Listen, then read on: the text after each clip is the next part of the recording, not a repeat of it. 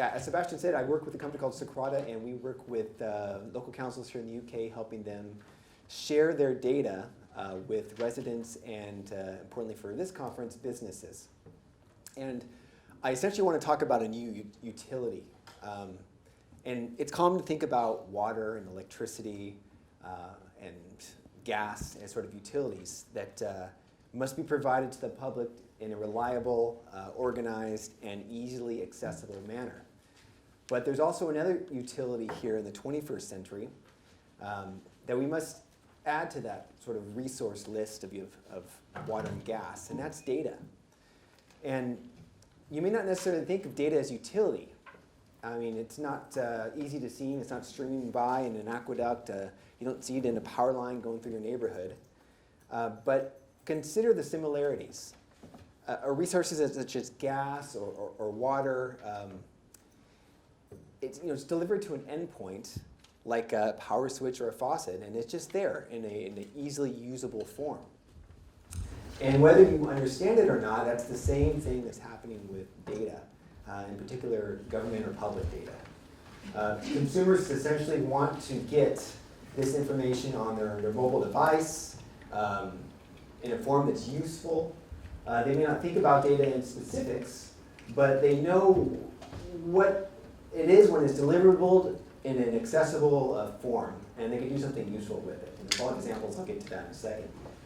So data is as important today as any resource that you access on a day-to-day basis. It solves problems, it helps you make smarter decisions, and increases transparency and trust. And increasingly, for the government, for the public sector data, it's becoming more of a responsibility, even an infrastructure investment, if you will, to deliver their data in a way that's going to provide for better services and ultimately help businesses generate economic activity. So, a lot of talk about generalities. What's happening with data being released publicly? What are some of the benefits?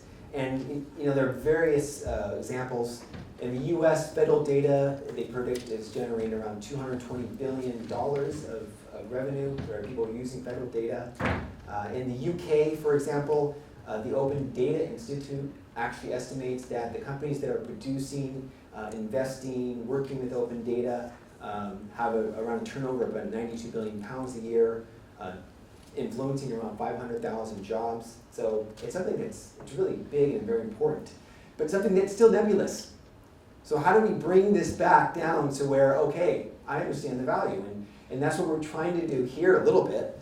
If you think about if you're in London, or I think it's also working here, City Mapper, because Transport for London released data, public data, in a consumable way, they created this whole entire ecosystem that led to the creation of companies that are producing value not only in the UK, but actually worldwide.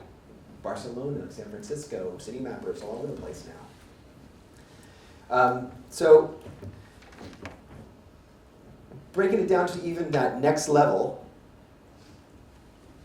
where are we being affected by the everyday mundane? And it's the pothole we see in our street. Now, how can we take that pothole and turn it into data that can then be actionable? Well, we do it with the mobile phone here. So Fix My Streets is a great example. And locally here, the county is working with this company to allow residents to flag problems with the streets within the county. And they're able to do that at a scale. And that's happening now. Sort of the next level we can get to is, well, what does that mean? Well, certainly it's saving the county some money because you have all these inspectors who are not on the payroll who are helping report issues. We can see that in aggregate because this is a company that's providing the service at no charge to the council. And now we can take it next further and imagine what Chicago is doing. So now they've taken this data, this is all their service data, they put it out there. Their communities created applications on this data, mapping it, making it understandable. A group is taking one aspect of that data, and in wintry, snowy Chicago, it's very important that you have your street cleared. And this is leading to actually citizens who are getting together, adopting a sidewalk, as they call it. In Boston, they adopt a fire hydrant, and they shovel it out. And that's without the use of the council's resources, funding, and whatnot. And we can just kind of go through a lot of other examples here.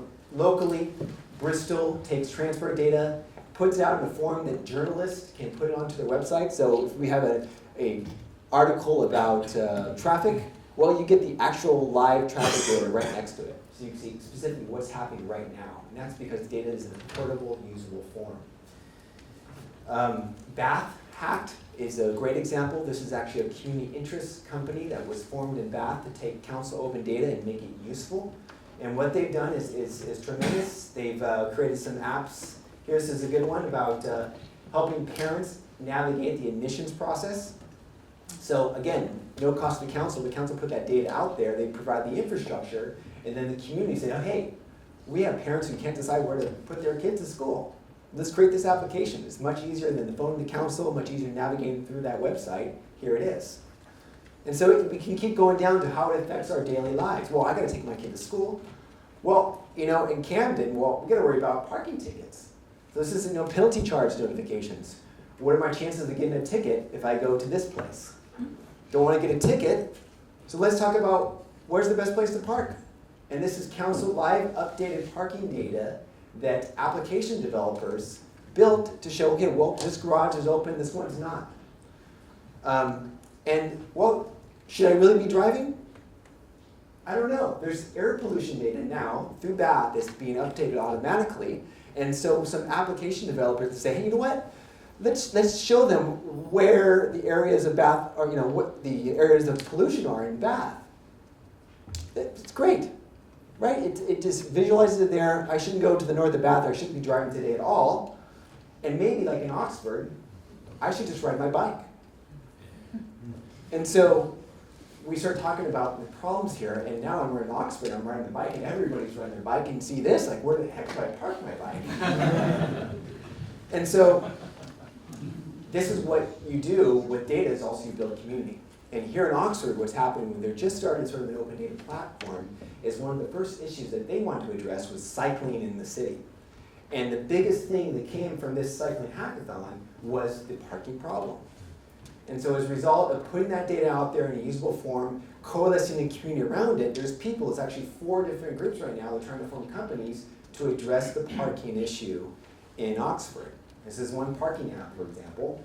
And maybe if you can help somebody find a place to park their bike easier, you can avoid the cost of large Scandinavian-style bicycle parking garages, or help justify the investment for them. But because you have the data out there, because people are using it, these kind of things, these solutions can come about. Just kind of going through more of it. I'll make sure I'm on time here. Where do you eat? I'm in London, I work in the city, and I've had a hankering for some Asian food. Drunken Monkey, sounds great, decent ratings. After that lunch, I didn't feel that great. And went to the food standards website, and I found out why. Well, that's probably not the best place for me to eat. And the reason that it was not on this page in London Yelp, but it is on for another Asian restaurant in San Francisco Yelp, and you'll see here the health inspection ratings right there. And it's because this data is not in a form that is usable by a lot of these companies. So if I had that, maybe I wouldn't have this experience. One could say I probably should be going to the sober monkey instead of the drunken monkey to eat next time. But you can see there, how the data can be relevant to sort of, practical decisions like where you eat. There is an example in the UK when they did actually release the data in usable form, and this is again an example in Bath. And what happened was, this whole company, they're a care management company, they advise restaurants, and they look for business on services, on health, etc. So now they use the actual restaurant inspection data. They use a couple other bits of open data like temperature of the town, geolocation of the restaurant, and they use this data to target their sales force. So they know which restaurants are more likely to want to need services that they provide. So certainly they probably would call them the drunken monkey. Just another example here. and it's about licensing and permitting data.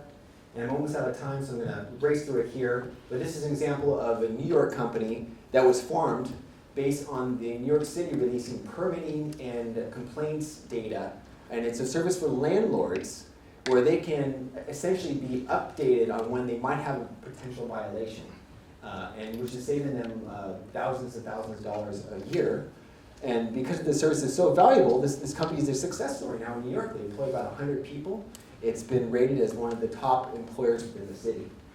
So, kind of the crux of the argument here in the last 30 seconds I have is we want to get there, especially in the UK, and obviously in the US as well. But the problem that we're facing is that we can't directly link a lot of these benefits to the actions that need to be taken at these councils to release that data, because it's just not quite the direct correlation yet. And I've given you a lot of good examples about why it's good to do it, but when it comes down to, okay, we need to release this next data set, should we do that? Well, we can't, because it's not that easy as flipping a switch like for electricity, which is a known infrastructure. The infrastructure still has to be sort of built. We have to massage that data. We have to vet it for any kind of private information. We have to go through this whole approval process, and that costs money. And in these times of austerity, unless you know exactly how much you're going to save by investing £100, you're not going to get there. So we need a sort of a swell of support of looking at this data in a bunch of different ways. And I term it ROI greater than the sum of its parts, because it's a little tiny chunk here and there that in aggregate is going to give that ROI and will eventually lead to a business case, we're all in business school here, I guess, that is going to pass muster with financial decision makers and actually link this data release to the promises we just talked about. Thank you.